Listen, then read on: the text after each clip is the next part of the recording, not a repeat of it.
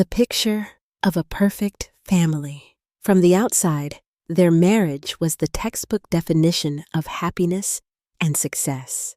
A vision admired by neighbors, envied by friends, and celebrated by family.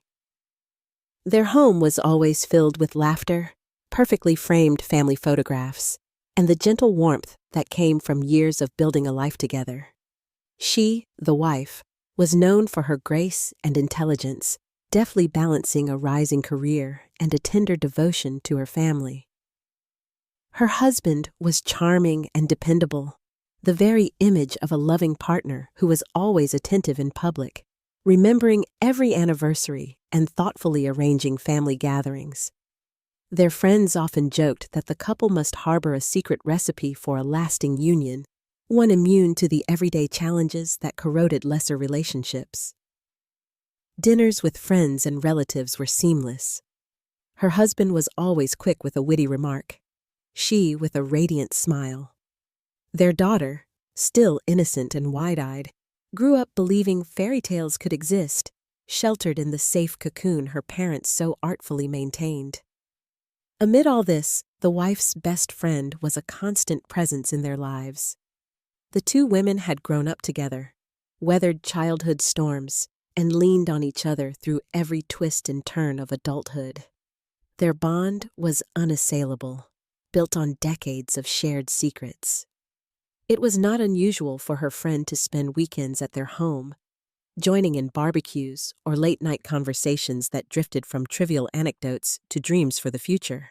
The husband, too, seemed to value the friend's companionship, sometimes inviting her to events even when his wife was busy with work. At the time, these gestures seemed thoughtful, even considerate, a sign of how easily friendship and family blended in their harmonious household. From her perspective, the wife saw her life as a carefully constructed tapestry. Each relationship, each tradition, each minor ritual woven seamlessly together. In her mind, trust was the foundation. She believed deeply in the silent promises exchanged on her wedding day, never doubting her husband's loyalty, nor her friend's sincerity. There were moments of friction, of course. The hurried arguments over schedules, the mundane disagreements about chores or parenting. But such squabbles seemed ordinary in the context of their apparent bliss, mere static in a clear transmission of shared love and purpose. And so, the image persisted, a marriage unmarred by scandal, a friendship unsullied by envy or betrayal. To the outside world, and even in the wife's own heart, there was little reason to suspect that underneath the surface, fault lines had begun to form. What she didn't see, what neither friends nor family could imagine, was how quickly perfection could unravel. But for now, the picture remained intact. And in that frame, she allowed herself the luxury of believing, perhaps naively, that her happiness was real and permanent.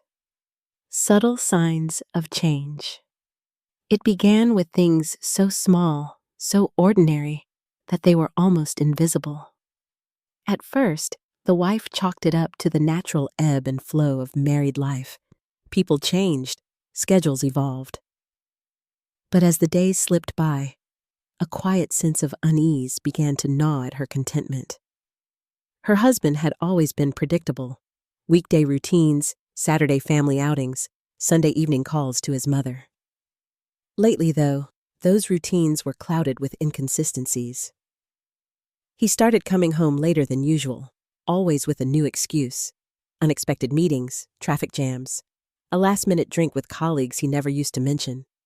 Sometimes, she'd find him standing alone in the backyard, phone pressed to his ear, face turned away. When she approached, his conversations ended abruptly, replaced by vague explanations or sheepish smiles. His phone, once left carelessly on the kitchen counter, became a constant companion, rarely out of sight. She noticed him silencing it at dinner, or glancing at strange notifications before slipping it into his pocket. A few times, she overheard incomplete remarks. An unfamiliar woman's name, a soft chuckle, promises to see you soon. Each time she questioned him, he brushed off her concerns with a practiced ease. Receipts and invoices began surfacing in odd places. A high-end restaurant she knew they hadn't visited together, a jewelry store in a mall they never frequented, and rideshare trips across town at hours that didn't match his claimed whereabouts. Credit card statements revealed strange spending. 2 coffees purchased at the same time on opposite sides of the city. Small gifts, hotel charges billed as conference rooms. When she brought up the discrepancies, he shrugged them away, weaving stories about client lunches and business expenses. It wasn't just his schedule that shifted. His demeanor changed too. Once open and affectionate, he had grown distant, distracted. He withdrew from late-night conversations in bed, claiming exhaustion. He stopped asking about her work or volunteering details about his own day. Even their daughter remarked that her father was busy and that he smiled less. Social engagements became a minefield. If she suggested inviting close friends over, especially her best friend, her husband would quickly agree, sometimes too quickly, then lose himself in his phone during the gatherings. When she tried to rekindle old traditions, family movie nights, Sunday drives, there was always a competing commitment he couldn't reschedule. The mounting evidence wasn't conclusive, but it was relentless. The silence in their home grew thick. Her intuition, sharpened by years of shared life, whispered that something was wrong. She began to scrutinize every detail, replaying conversations and searching for patterns mid-sentence. Paranoia wasn't her nature, but the strange details wouldn't leave her mind. Still, she hesitated to voice her fears.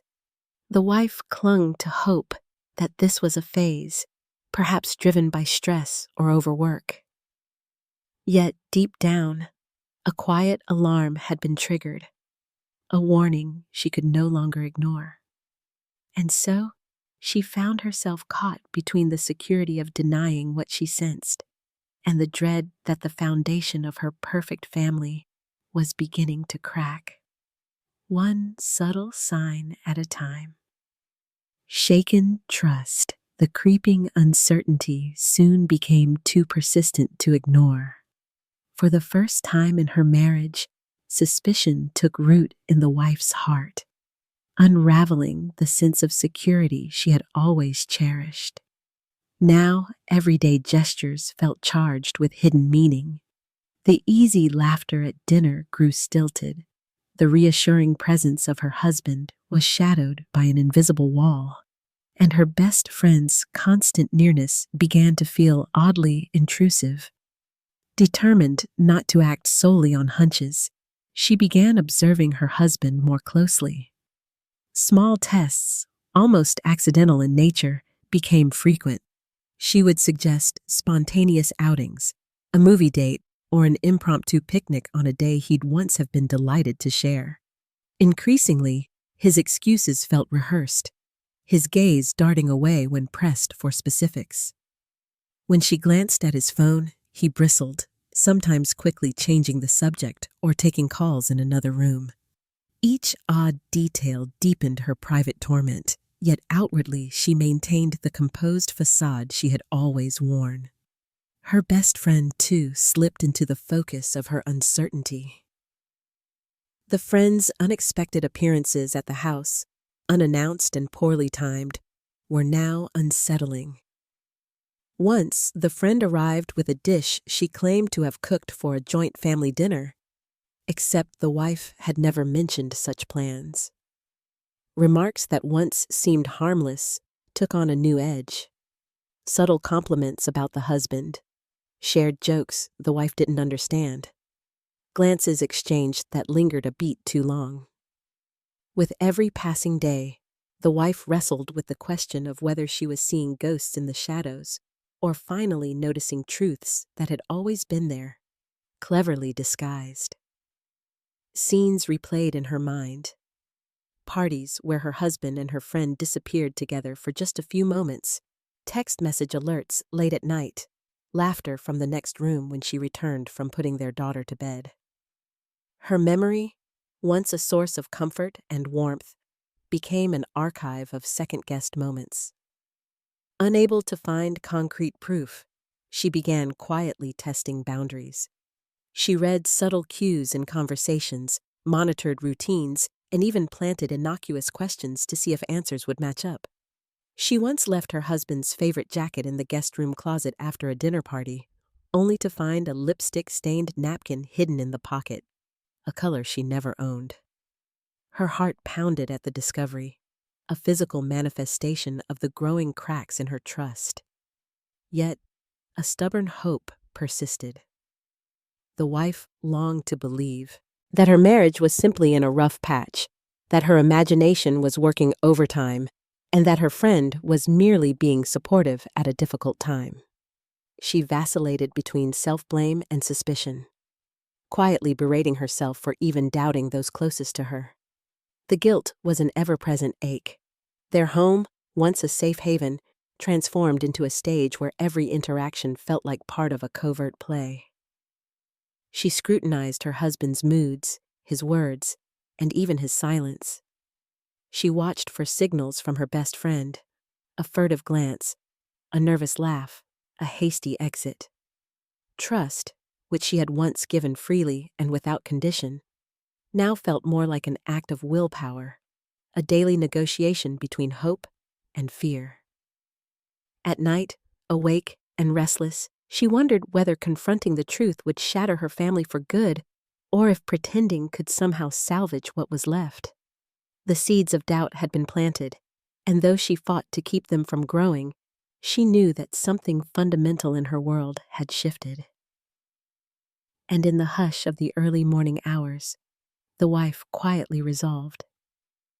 Before she could move forward, she needed to discover the truth, no matter how painful that truth might be. The painful truth. There are moments in life when the illusion shatters, not with a breathtaking crash, but with a quiet, unremarkable sound. A gentle ping, a whisper of realization so subtle and yet so definitive that it marks a point of no return. For months, the wife had lived poised on the thin edge between suspicion and denial, nursing her anxiety in silence, desperate for her world to right itself. But in one bleary-eyed morning in late spring, her world finally tipped over that edge. It was an accident, or so she told herself at first. She had woken early, the faint blue light of dawn creeping through the bedroom window. Her husband's side of the bed was empty and cold. She heard the distant sound of running water, a shower perhaps, and made her way to the kitchen, intending to start a pot of coffee, clinging to the semblance of routine. Routine had always been her anchor. On the kitchen island sat her husband's phone, abandoned, screen aglow with a notification banner. It was not usually left unguarded these days. A wave of guilt washed over her as she glanced at it, but curiosity, no, survival, overrode her hesitation. The message was innocuous at first glance. "Thank you for the wonderful night. I miss you already." The contact name was simply a first initial. Her breath caught. Her hands trembled as she tapped the notification, and the device unlocked, the conversation spilling open in front of her with painful, irrefutable clarity. Message after message painted a picture so detailed and intimate it left little room for misunderstanding. Plans tangled with affection, coded references to past meetings, and jokes that only lovers would share. She read them all, numb to the cold tile beneath her bare feet. When she saw her best friend's name mentioned, an inside joke, a shared memory only the three of them would understand, her world contracted into a knot of disbelief. How could love and betrayal be twisted so tightly together? When her husband walked into the kitchen, towel draped over his shoulders, his face momentarily open and unguarded. She looked at him as if seeing a stranger. She set the phone down gently, hands folded disarmingly on her lap. "Is there something you want to tell me?" she asked softly. Her voice sounded foreign even to her own ears. Too calm, too steady. He blinked, caught off guard, and for a moment she saw panic flicker in his eyes. He played for time, feigning confusion. "What do you mean?" She gestured to the phone, her gaze never wavering. "About last night. About all the other nights you weren't home." There was a pause, a vast, echoing pause where the truth teetered on the brink of exposure. She didn't know if she wanted him to confess or to lie. Part of her craved just one more day of ignorance. Another part, sharper and stronger, demanded the truth, no matter how ugly. His reply was slow, hesitant, layered with all the practiced defenses she had come to know. "It's nothing, really. Just work. You know how late things have been." "But it's not just work, is it?" The words spilled out now, urgent and trembling with hurt. "You've been seeing her. My friend. How long?" Instead of denying, he looked away, jaw clenched, shoulders collapsing inward. In that moment, she saw all the answers she needed written across his face. Defeat, regret, shame, emotions that should have come long ago. She rose from her chair, feeling ancient and exhausted. She hadn't wept yet. There would be time for that later when she was alone. For now, she needed to understand. She asked questions. How long? Why her? When did it start? He answered in fits and starts, still hedging, still hoping to soften the blow. It had begun innocently enough years before, he said, when their lives had grown busy, when their own intimacy felt strained by work and parenthood. What began as late-night confidences and support had, over time, turned into something neither of them intended. He admitted to stolen glances, accidental touches, and eventually secret meetings, at first driven by loneliness, then sustained by desire and the thrill of secrecy. The wife listened, her pulse roaring in her ears, willing her face to remain a mask even as the details mounted. Every admission was a betrayal redoubled. The pain was surpassed only by the involvement of her dearest friend, her confidant, her sister in all but blood. Later that morning, when her husband left for work, silent, broken, facing his own guilt, she called her best friend. The friend answered on the second ring, her voice casual, unsuspecting. The wife tried to keep her voice steady. "I know," she said simply. The line went silent. Minutes passed. Breaths held. Finally, the friend broke down, admitting to everything in staggered sobs and whispered apologies. There were justifications. The same old stories about loneliness, about the comfort of connection, about sorrow and mistakes and weakness. But none of it mattered. Not now. With every word, the enormity of the betrayal loomed larger. The wife felt as if her life, once a beautifully arranged canvas, had been splattered with paint, every color out of place, every form distorted beyond recognition. The avalanche of truth left her hollow and shaking. She went through the motions of the day, packing her daughter's lunch, arranging pickup and drop-off, folding laundry, even responding to work emails. All the while, her mind was elsewhere, lost in a tangle of memories, trying to pinpoint the moment it all went wrong.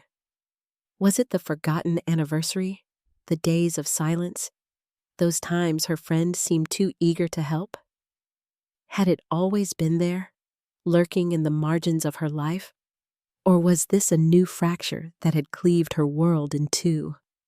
She raged in silence, unable to speak the truth aloud, afraid of her daughter overhearing. She wrote everything down in her journal, a chronicle of her pain, each line a confession to herself. There was shame, humiliation, anger, grief. A deep sense of inadequacy chased her too. Was she not enough? Had she missed gains other women would have seen?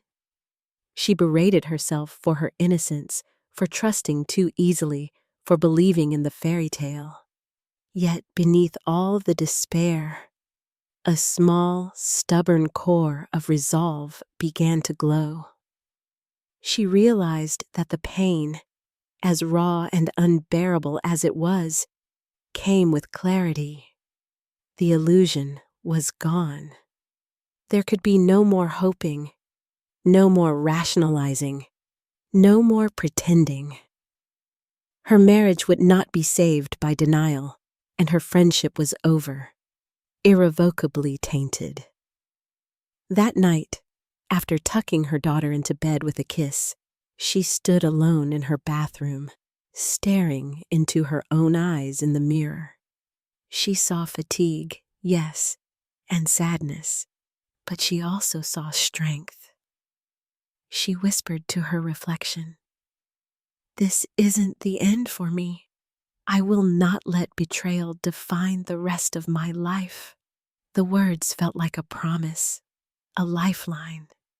As midnight approached, the wife sat in her quiet living room, composing a message to a family lawyer she never thought she'd need.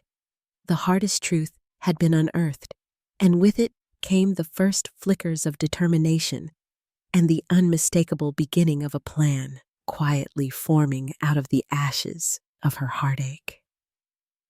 Quietly making a plan. Grief was a slow burn. But what surprised her was how, once the worst of the devastation had settled, something else began to take shape. Resolve. The pain had not gone away, but it had distilled within her, transforming from paralysis into purpose. She was done waiting for apologies and explanations. Now, she was ready to take back control, not only for herself, but for her daughter, whose innocence she was determined to protect. The time had come to act. The first step, she knew, was knowledge. Knowledge that could be weaponized, if need be, to shield herself and her child from the consequences of betrayal. Alone in the quiet of her home, she researched family law, divorce proceedings, custody battles, and the complex financial entanglements that came with splitting a married life apart. Each question led her deeper into the world of legal strategy, financial documentation, and digital breadcrumbs. Her search history filled with queries about asset tracing, covert evidence collection, and the rights of mothers in her state. It was late on a Thursday night when she finally reached out to a family lawyer. The attorney came highly recommended. Her online reviews described her as ruthless but principled. She hesitated before making the call, rehearsing what she would say, terrified that by voicing her plan, she was also accepting the finality of her marriage. Still, she dialed. The calm, authoritative voice on the other end was a lifeline. She explained her situation, careful to keep her voice even, though her hands trembled throughout. The lawyer listened without judgment, a gift she hadn't realized she needed. The initial meeting was set for Saturday. Under the guise of a book club gathering, she left her husband at the park with their daughter and drove across town to a discreet, warmly lit office. The lawyer met her with a gentle firmness, offering coffee and tissues in equal measure. Together, they charted a careful, methodical plan. The advice was clear. Patience was her greatest ally. They would gather documentation, not just of infidelity, but, crucially, of any attempts to hide or transfer marital assets. The lawyer outlined what would be needed: copies of deeds, bank statements, investment records, emails, and text messages. Discretion was paramount. From now on, every interaction with her husband and her friend would be part performance, part observation. Every seemingly routine day would provide opportunities to collect evidence. Back at home, life continued as usual, at least on the surface. The wife became an actress of remarkable skill. She smiled in the kitchen, shared quiet jokes over dinner, and maintained her role as the trusting spouse. In reality, she operated on high alert. Each time her husband left his phone unattended, she quickly scanned for messages that might corroborate the affair or indicate suspicious transfers of funds. She began taking photos of odd receipts and invoices, forwarding emails containing hotel confirmations or unexplained charges to a secret account she maintained for the lawyer's eyes only. Her friend, too, became the focus of her observations. When the friend stopped by for coffee or invited herself over for movie nights, the wife played along, warm and welcoming as if nothing had changed. She let her talk, feigning interest in old stories, her mind registering every nervous gesture, every phrase that seemed calculated, every reference to her husband's schedule. Sometimes her resolve faltered, especially during moments when her husband was unusually kind, or when her daughter, sensing undercurrents she could not name, clung to her mother and begged for reassurance. Those were the moments when guilt threatened to undo her, when she wondered if she should just confront them and force the truth into the open, no matter the cost. But then she remembered the lawyer's warning. Confrontation without proof hands them all the leverage. Wait, watch, and prepare. She set up a secure folder on her laptop, protected by a lengthy random password. Here she stored meticulously organized evidence, scans of notes, bank statements secretly photographed at the bottom of his desk drawer, correspondence with the lawyer, and a private journal documenting her husband's inconsistencies and her friend's curiosities. She started recording phone calls, politely, even affectionately, drawing her husband into conversations about their finances, about plans for the future. She let him talk, all while her phone quietly captured every word. One night, she waited until the house was dark and everyone was asleep, then gently slipped her husband's spare set of keys from his bag to check the trunk of his car. There, buried beneath a spare tire, she found a thin folder filled with financial forms she had never seen before, including a transfer form for a substantial sum of money to an account whose ownership was joint, but whose name she recognized, the same initial from the message on his phone. Her hands shook as she took pictures of every page. It was not just the big things that mattered. Every interaction became a chess move, suggesting double dates and noticing if her friend declined hastily, asking her husband innocuous questions and noting when his responses contradicted what she'd already discovered. She studied them both for signs of collusion, for slips of the tongue, for shared glances that might confirm what she already knew in her gut. Meanwhile, she cared for her daughter with extra tenderness, trying to shield her from the shifting emotional weather in the house. Simple routines became anchors for them both. Morning pancakes, help with homework, bedtime stories, and she resolved that when the storm finally broke, her daughter would feel supported and loved no matter what. As the days turned to weeks, her secret file grew thicker. There were screen captures of text conversations, photos of jewelry receipts, and meticulously transcribed notes from overheard phone calls. She paid closer attention when her husband insisted on being the one to check the mail, or when he took conference calls late at night in his car, parked in the driveway. Each calculated concealment became part of her growing arsenal. The hardest part was pretending. She learned to listen to stories of work emergencies and laugh at inside jokes shared across the kitchen island, even as her heart hardened with each new lie. It was a delicate dance between betrayal and performance, every step heavy with the weight of secrets. She leaned often on her lawyer, checking in weekly, sometimes daily, with new materials. The lawyer's emails were always brief, professional, encouraging her patience and precision. "You're building a case," the lawyer affirmed, "and you're doing it well." Still, the longer the charade lasted, the more the wife understood her own strength. Gone was the passive tendency to believe in fairy tales. She had become the architect of her own future, using the tools of the present betrayal to lay foundations for something stronger.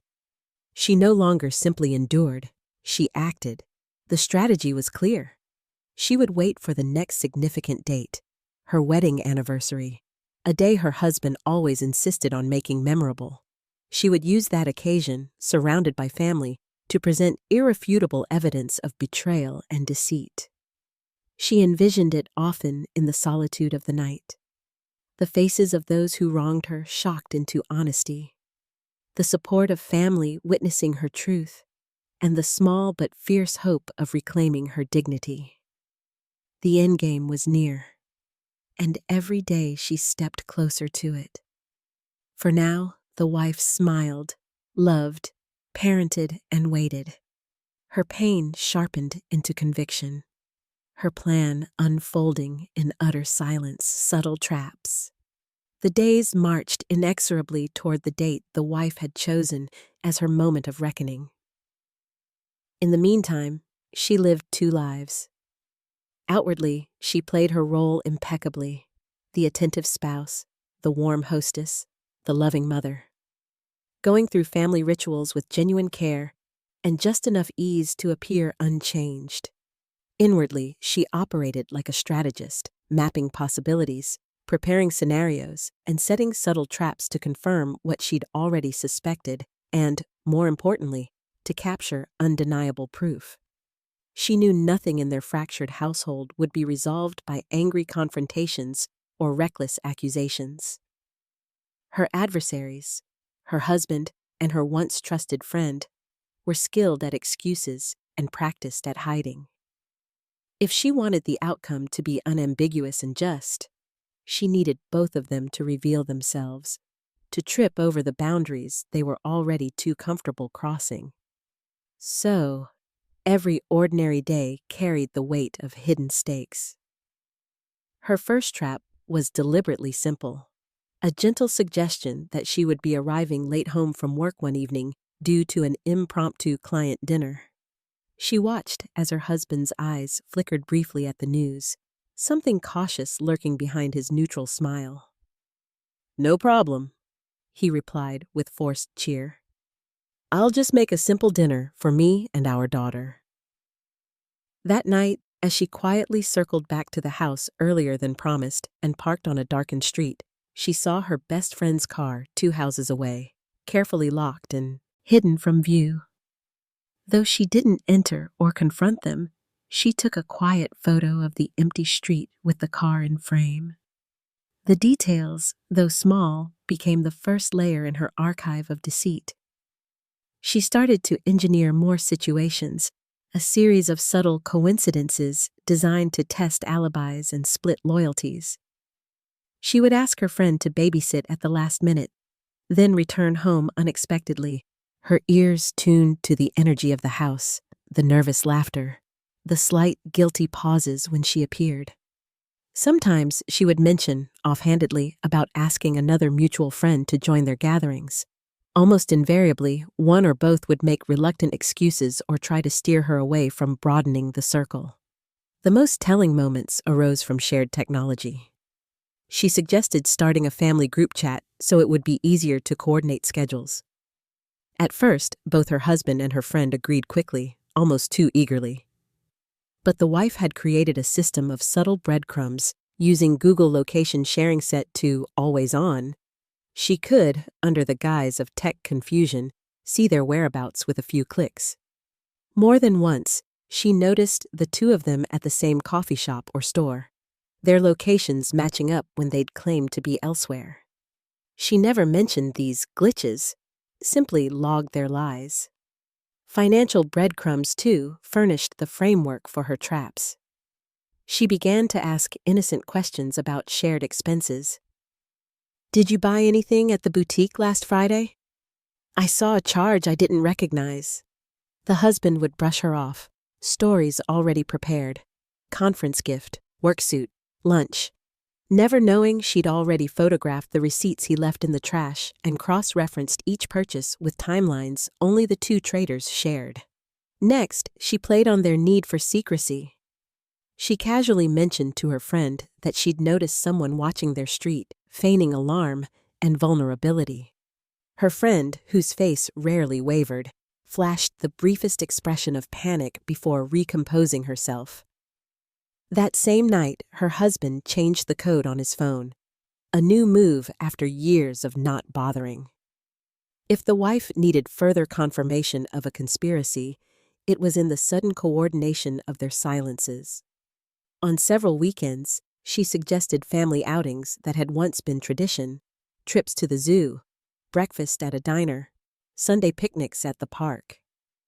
Her husband's habitual enthusiasm was replaced by tepid agreement, then sudden, legitimate-sounding reasons why he couldn't join. Conference calls, an urgent friend in need, a business errand. So she started a new tactic, dropping hints that she might bring along her brother or look up old friends for these gatherings.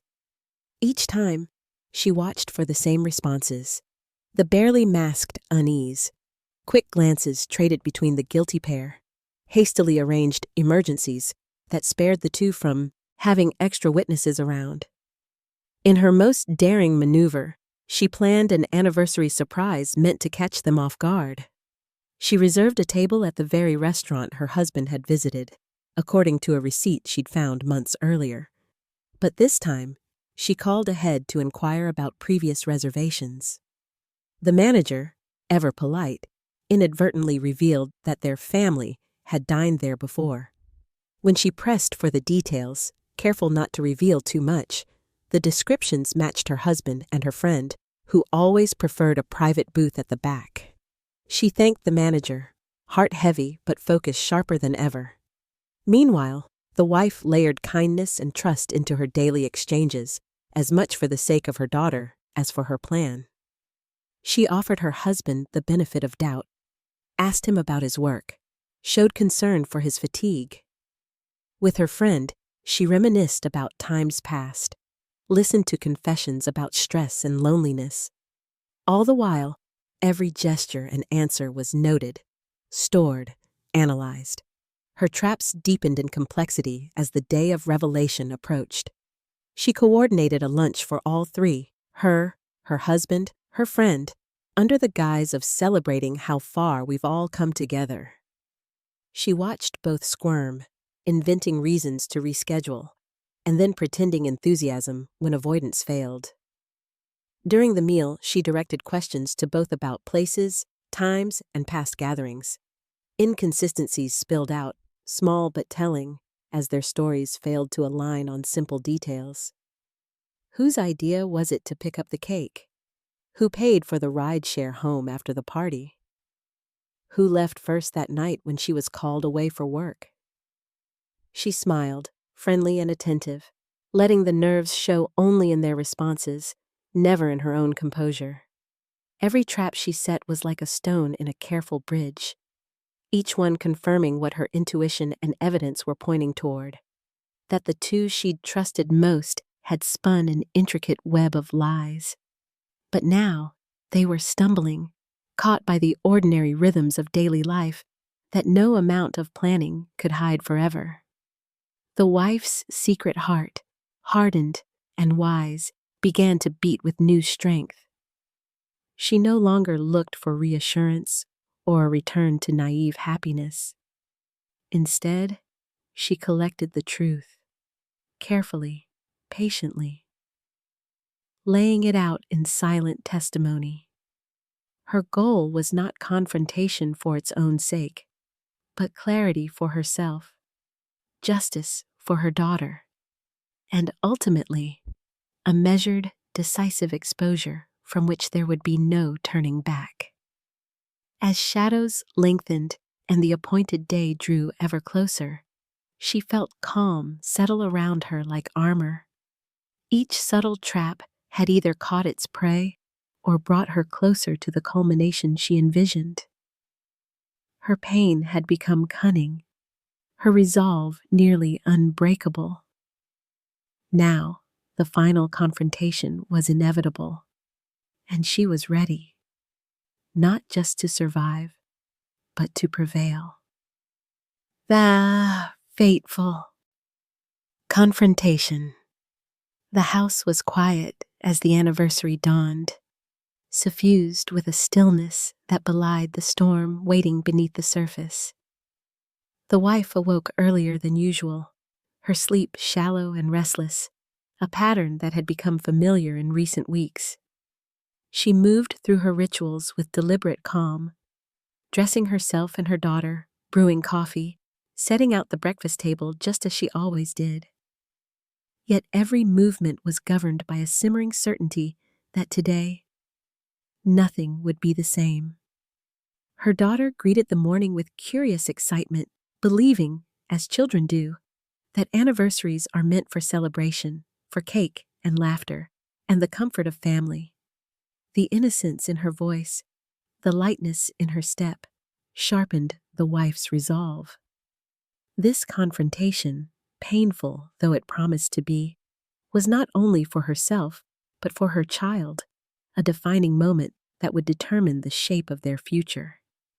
Preparations for the evening had been set in motion weeks in advance, under the pretense that she wanted to mark another year of marriage with a gathering of both families and their closest friends. Invitations were issued, arrangements confirmed, and every detail calibrated to ensure that no one, not her husband, not her friend, would suspect the true purpose behind the celebration. This would not be a private crisis whispered behind closed doors. She needed witnesses. She needed the truth to stand incontrovertibly in the light. As evening approached, the house filled with relatives and friends. Laughter and conversation wove through the rooms, braided with the comforting aromas of home-cooked dishes and the clink of glasses. Her parents arrived first, bringing bottles of wine and a bouquet of lilies, followed by her husband's family, whose hearty embraces and boisterous greetings filled the living room. Last to arrive was her best friend, who swept in carrying a homemade dessert and a carefully orchestrated smile. The wife watched every interaction with the dispassionate clarity of someone observing from outside herself. She noticed the furtive glances, the careful choreography with which her husband and her friend moved through the crowd, never too close, but never truly apart. She saw how their laughter overlapped, how their stories echoed one another's details a little too perfectly, how their eyes met and flickered away just a beat too late. Dinner was a masterclass in performance. The husband shone as always, recounting humorous anecdotes with a practiced ease, making toasts in honor of family and longevity. The friend posed as a confidant, attentive to the wife, lavishing her with compliments and gratitude for all these years of friendship. Only the wife felt the sweat at the nape of her neck, the pressure in her chest building with every course and every carefully timed joke. At last, when dessert was served, the wife rose from the table and gently tapped her glass. The conversations died down. The laughter quieted, and all eyes turned toward her, expecting the usual heartfelt tribute or nostalgic recollection. For a brief moment, she simply looked at the people she'd called her tribe, tracing their open, expectant faces, their trust in her, the belief that all was as it seemed. Her voice was calm, but unwavering as she began. I wanted to thank each of you for coming tonight. Anniversaries, for me, have always been about honesty, about looking back over the years, celebrating the beauty, forgiving the mistakes, and treasuring the truth that keeps a family together. She let the silence stretch long enough for anticipation, and perhaps a trace of anxiety, to tinge the air. But this year, I've learned that the truth is something far more complicated and painful than I ever expected. I have loved and cherished this family. I have believed in friendship and in the promises we all make to one another. Tonight, I need to share something I can no longer hold alone. All warmth drained from her husband's face in an instant. The friend's smile froze, eyes wide with dawning terror. Around the table, relatives exchanged uncertain glances, unsure if this was a prelude to a sentimental confession or something much darker. The wife reached for the folder by her place at the table, the one she had filled day by silent day with receipts, photos, messages, and meticulously documented lies. She laid it open on the table and turned to her husband, her voice quiet but deadly clear. "These are not accusations," she said evenly. "They are facts. For months, no, for years, there has been another relationship in this house, one hidden in glances and secret meetings, protected by lies and fueled by betrayal. The woman I trusted most in this world, my friend, and the man I once believed would never harm me, have been having an affair." There was a collective gasp. Her mother's hand shot to her mouth. Her father shook his head in disbelief. The husband stammered, color draining from his cheeks. "This isn't the place. Not in front of everyone. Please, can we talk about this privately?" The friend burst into tears, voice trembling, trying to put words to regrets that, now exposed, sounded hollow even to herself. But the wife was unrelenting. "We have talked privately," she replied. "For months, I have searched for a reason to believe you, to forgive, to somehow make sense of what's happened.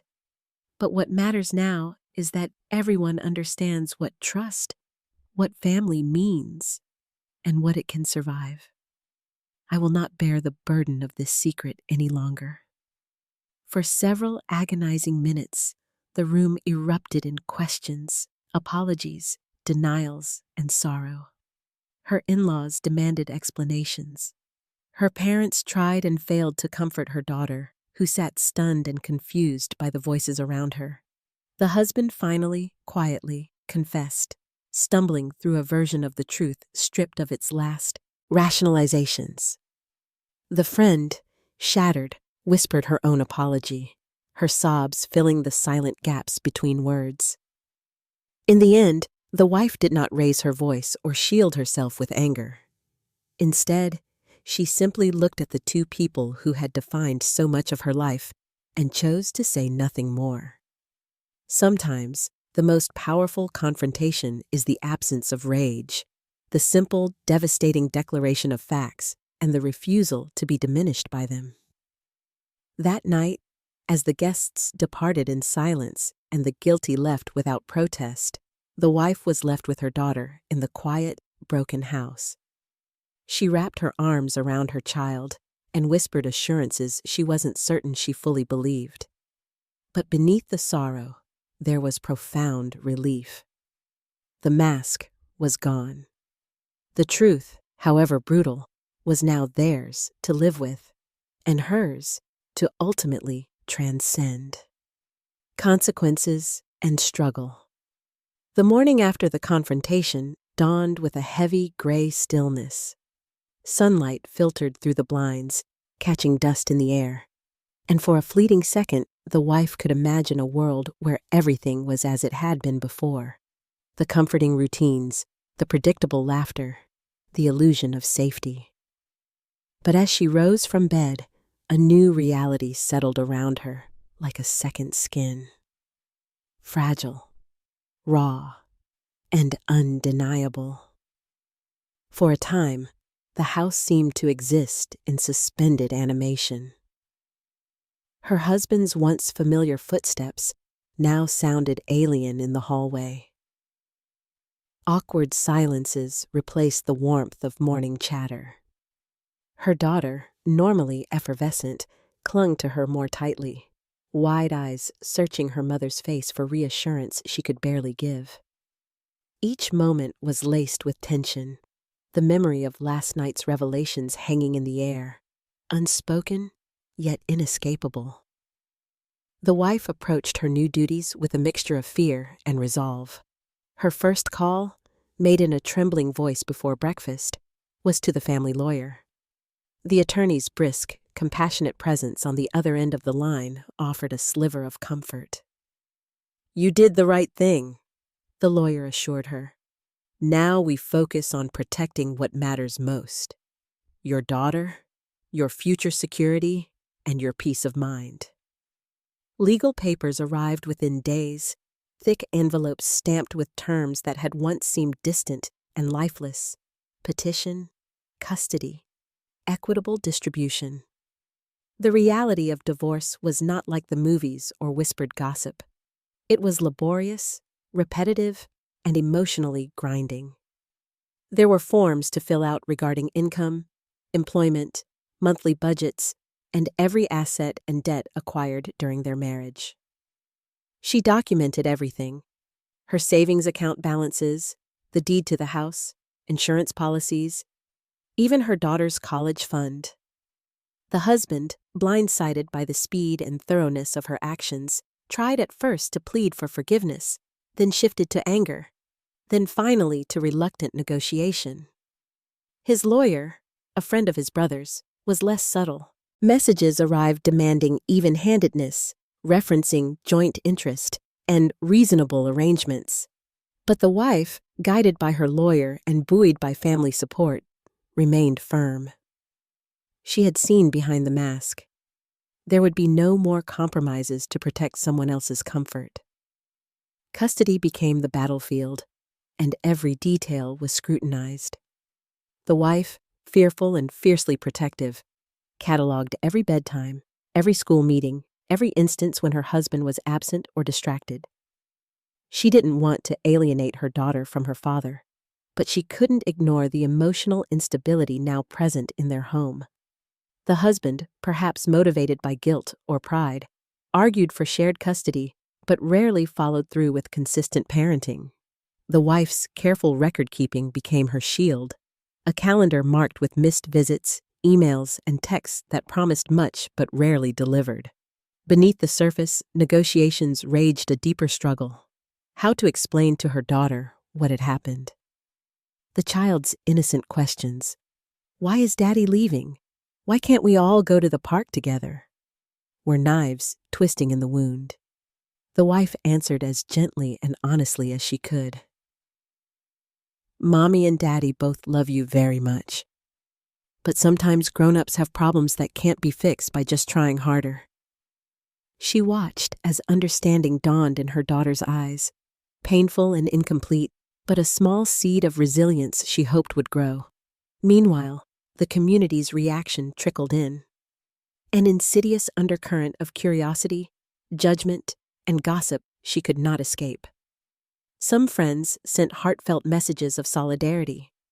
Others, loyal to her husband or her friend, became distant or cold. She ran into neighbors at the grocery store who were so sorry but couldn't hide their barely veiled questions. All of it made her retreat inward, leaning on her closest confidants and, above all, on herself. The legal battle over assets was no less exhausting. The wife uncovered evidence that her husband, months before the confrontation, had begun moving funds to joint accounts with an unknown co-owner. Her lawyer subpoenaed records and presented every scrap of proof: bank statements, transfers, even withdrawals seemingly lost at bars or hotels. It was as if the marriage was being stripped down dollar by dollar, each sum a painful symbol of promises broken and trust shattered. When her husband and the friend tried to rationalize or delay, the wife's attorney was relentless. "Every cent counts for your child," she reminded her. The wife steeled herself, refusing to concede. The eventual court appearance was not dramatic but grueling. In the stark light of a courtroom, the wife and husband faced off, lawyers speaking in calm, clinical language around them while a judge weighed the facts. The wife recounted her story: the secrecy, the betrayal, the efforts to keep her daughter's life stable. Evidence was presented. The best friend stayed away, her absence echoing louder than words. When the judge delivered the decision, awarding primary custody to the wife and dividing marital assets in her favor, it felt less like a victory and more like a quiet, weary affirmation. You endured. The system saw you.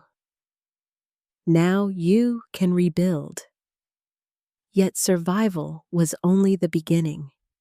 The act of disentangling her life from her husband's was layered and ongoing. Removing his name from utilities, closing joint credit cards, opening new accounts in her own name. Every signature and phone call was a reminder of both autonomy and loss. Her daughter's routines shifted to a new kind of normal. Some weekends, the absence in the house felt too wide to fill, a silence she managed with extra bedtime stories and whispered promises of adventure. Emotionally, the wife's struggle was far from over. There were days she woke braced for a fight, only to discover that the real enemy was grief. The ache for what might have been, the shame of believing in lies, the exhaustion of always being strong. But in rare, precious moments, hope began to shimmer on the horizon. A laugh between just her and her daughter, an evening sharing pizza on the living room floor, a walk in the fading sunlight where she breathed easier and smiled more readily. There was power in naming her pain, in accepting that what happened was not her fault, and in building something new from the broken pieces. The wife began to see in herself a woman no longer defined by betrayal or by loss, but by courage. The courage to face hard truths, to seek justice, to choose herself and her daughter fiercely and every day. The consequences of that fateful night rippled through every corner of her existence. But so too did her defiance, her capacity to endure, and finally, her willingness to believe. From struggle, something stronger might just emerge. New beginnings. The season of endings slowly gave way to something gentler, a tentative spring, both outside in the world and within the walls of the wife's home. In the stillness left by the storm, shoots of hope quietly unfurled, so faint at first that she hardly recognized them as anything but survival. But as days added up, so too did the moments of peace, and slowly the outlines of a new life began to emerge. The legal battles had ended, custody awarded, assets divided, signatures traded for release. Her ex-husband's departure was abrupt. He returned only for measured visits with their daughter, each encounter shaped by polite, guarded words and glances that barely lingered. For a while, his presence cast ripples of anxiety, yet his absence proved an unexpected gift. The house became their sanctuary again, a place to heal on their own terms. She poured herself into rebuilding for her daughter's sake, but soon realized she was also rebuilding for herself. With every task completed, fixing a leaky faucet on her own, negotiating a new insurance policy, painting over a childish mural in the playroom, she rediscovered reservoirs of self-respect and capability she'd forgotten she possessed. These little victories, unremarkable to the world, were milestones to her. Each marked a reclaiming not just of space, but of confidence. Their rituals evolved. No longer did they wait for another adult's approval or for the routines of a crumbling marriage. Saturday mornings were now sacred. Pancakes, a walk through the neighborhood farmer's market, sometimes a detour to the small public library where her daughter would sprawl on the rug and lose herself in picture books. These moments grounded them, offering structure amid change. There were setbacks, too. Occasionally, the silence at night reminded her of all that had been lost. The laughter in the kitchen, shared glances during family movie nights, the sense of being part of something larger than herself. Sometimes she caught her daughter staring wistfully out the window, missing the tangle of voices that used to fill their living room. The ache would return, but it was different now. Not the sharp pain of betrayal, but the dull yearning to mend what could not be mended. Gradually, she allowed her circle to widen. Friends who stood with her through the divorce rallied around anew. One insisted on monthly brunches. Another dragged her to a yoga class in the park. Some weekends, her parents would take their granddaughter for sleepovers, giving her welcome hours of solitude to read, to dance around the kitchen, to simply be. What once felt like emptiness began to resemble freedom. Her career, neglected during the worst of her marital turmoil, flourished with renewed attention.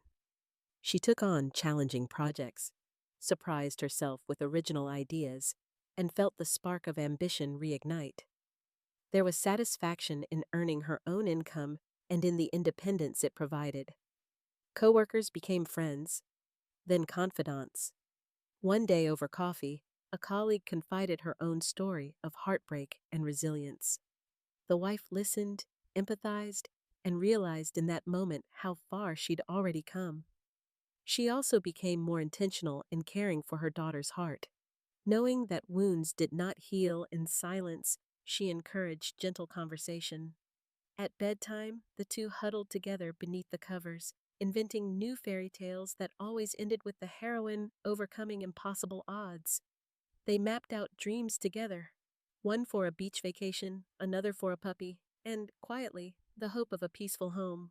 There were awkward moments too, especially during the father's visits. The daughter, sometimes moody, sometimes cheerful, struggled to understand the new rhythm of her family. With guidance from a counselor, the wife practiced patience. She learned to let go of the pressure to always have the right answer, accepting that some questions could only be answered with time and love. Inwardly, she reflected on the lessons these years had etched upon her soul. She was no longer the woman who once believed happiness was measured by the appearance of perfection. She understood now that value wasn't bestowed by others, but discovered and chosen for oneself. She saw the strength it took to walk away from what was broken, even when it still had a hold on her heart. For the first time, she gave herself permission to be proud of what she'd survived. Neighbors and acquaintances, once busy speculating, moved on to other dramas. The scandal faded into memory. In its place was simply a mother and daughter forging their life together. Some days she caught herself laughing unexpectedly at her daughter's jokes, a surprise rainstorm, a mishap with burnt toast. Each time, a little more of the weight she'd carried melted away. One evening, as golden light filled the kitchen, the daughter asked if they might plant a garden in the backyard. The idea took root instantly. They spent weekends digging and planting. Tomatoes, bright marigolds, a wild tangle of sunflowers along the fence. In the simple act of tending new growth, the wife found metaphor and hope. Her life, too, had been uprooted and replanted in uncertain soil, now beginning to bear fragile but real fruit. She considered the prospect of loving again. It was a thought as tentative as the first shoots of spring, a quiet curiosity, not a necessity. She realized she no longer needed someone else to complete her story. If new love ever entered her life, it would find her standing firmly in her own truth, unwilling to accept less than she deserved. Most important of all, she recognized the legacy she was creating for her daughter, one of resilience, honesty, and agency. By choosing herself in the aftermath of heartbreak, she had modeled the courage it took to survive, to heal, and to hope again. She did not hide the scars of their past. Instead, she showed how to wear them lightly, as evidence of survival and growth. As the months unfurled, the wife nurtured gratitude for the second chance she'd never thought she'd receive. She understood that a new beginning wasn't always dramatic or transformative. Sometimes, it was as simple as surrendering to life's next step, one steady footfall at a time. She and her daughter navigated each change together, building a home whose foundation was not perfection, but trust and possibility. With each sunrise, they walked into their future, healed, but not untouched, changed, but not broken, together. And as they unlocked the door to their own happiness, the wife finally believed. Beginnings are not born from what is lost, but from what we choose, bravely, to become. An open ending. Life's next steps. Summer seeped quietly into their lives, bringing with it the warmth of sun-drenched afternoons and the gentle hum of cicadas. The wife had not realized how quickly seasons could pass when her life was no longer defined by waiting for apologies, for reconciliation, for the old certainties to return. Now, each day unfurled before her and her daughter like a stretch of open road, unscripted and full of choice. Their home transformed, subtly but surely. Gone were the reminders of a fractured partnership, a pair of shoes by the door, calendars crowded with his appointments, even the old wedding photo that once gathered dust on the mantel. In their place were new touches. A corkboard of adventures yet to be planned, whimsical paintings her daughter had created, pots of herbs basking on the kitchen sill. Their shared spaces reflected not only survival, but intention. This was a home being consciously shaped by its inhabitants, each small decision a quiet act of agency. There were lingering challenges, of course. Divorce paperwork was finished, but co-parenting was a living negotiation. Some evenings brought difficult phone calls about school schedules or holiday plans, and at times, memories still stung unexpectedly. Yet with each passing week, the past's power faded just a little more. The wife found herself more focused on nurturing what was possible rather than lamenting what was lost. Mother and daughter leaned into new routines, a Saturday hike in the nearby woods, baking banana bread on rainy afternoons, spontaneous yes days when they both said yes to whatever adventure came to mind. Sometimes that meant a late matinee movie, a midnight picnic in the backyard, or a morning painting session that left sunbeams and laughter on their cheeks. These rituals, though simple, became the threads with which they rewove the fabric of family. On one such afternoon, as the two of them sat cross-legged on the living room floor organizing photos, the daughter looked up, her expression suddenly serious. "Are we a real family still, just us?" she asked quietly. The question surprised the wife, but after only a moment's pause, she answered with conviction. "A real family is just people who choose to love each other every single day. I think we're more real than ever." Her daughter smiled, reassured, and soon they were giggling over baby pictures and imagining where their next travels might take them. Outside their home, the wife began to embrace a broader confidence, a sense of belonging not just in her private world, but in the larger currents of community. She coordinated a neighborhood yard sale, volunteered at the school library, and, at the urging of friends, signed up for a half marathon to benefit a local shelter. Each of these steps, however minor, was a declaration that she was not content merely to survive, but to contribute and be visible, to claim her place among the living once more. Rebuilding a career in her own image became another cornerstone of her new journey.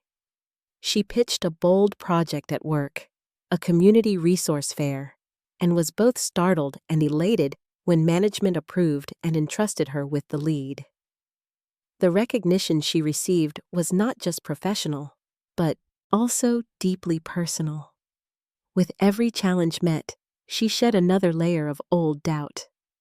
Coworkers began to seek her perspective on tough cases. Even her boss, who once saw her as reserved, remarked on her growing poise. The wife realized she was creating a new narrative, not of the woman who had been betrayed, but of the woman who had rebuilt, reinvented, and risen. The possibility of love, once an ache, then a taboo, returned quietly to her thoughts. No longer a necessity, but a gentle maybe. She allowed herself to notice little details, A kind smile from the single father at the school pickup line, a shared laugh with a friend at a concert. There was no hunger to fill a void, only curiosity and the soft spark of hope. If romance should come, she knew, she would welcome it with clear eyes and open boundaries, solid in her understanding that her wholeness was not contingent on anyone new. For her daughter, change was both challenge and opportunity.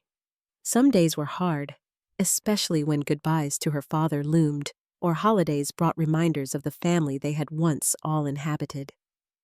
To support her, the wife sought out resources, a wise child psychologist, new parenting books, and a trusted circle of friends who became honorary aunts and uncles.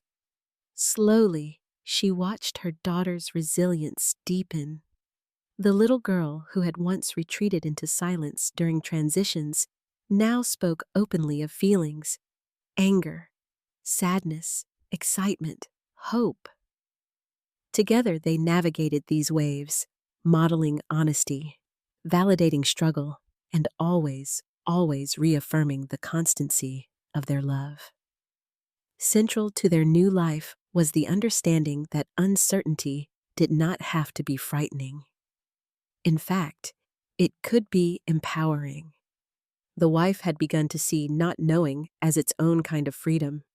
She no longer forced herself to have 5-year plans or neat storybook endings, just the daily choice to keep moving forward, adapting, and growing. One golden evening late in August, they set up a tent in the backyard, a first for both of them. As night deepened and fireflies stitched quiet arcs through the dusk, the daughter whispered, "What do you think will happen to us next?" The wife considered carefully, then answered, "I don't know, but I know whatever it is, we'll choose what's right for us. We'll build it together." In this open-endedness was a kind of quiet joy, the assurance that their story wasn't confined to chapters of hurt or even to the thrum of fresh beginnings. It was a living thing, open to growth and reinvention. Some days would demand courage, others would offer delight, many would bring nothing more than the ordinary comfort of routine. All of them, the wife realized, belonged to her and her daughter now, untrammeled by expectation or the weight of other people's judgments. Her perspective on womanhood, too, was transformed. She often thought of the girls and women around her, her daughter, her friends, her mother, and considered what it meant to be modern, to be independent, to write your own ending. No longer just background figures to someone else's ambition, women could and should be authors of their own stories, accountable both to themselves and to the people they loved. Late at night, she sometimes wrote in her journal, "Today I chose." She chose kindness or strength, forgiveness or boundaries, rest or action. Over weeks, those choices added up, not to a perfect existence, but to an authentic one. And so, with summer's last light fading and the world still uncertain, the wife and her daughter stood at the threshold of tomorrow. There were no guarantees, just the steady promise of possibility and the courage to claim it. Life's next step was theirs to define, one bold, ordinary, extraordinary day at a time.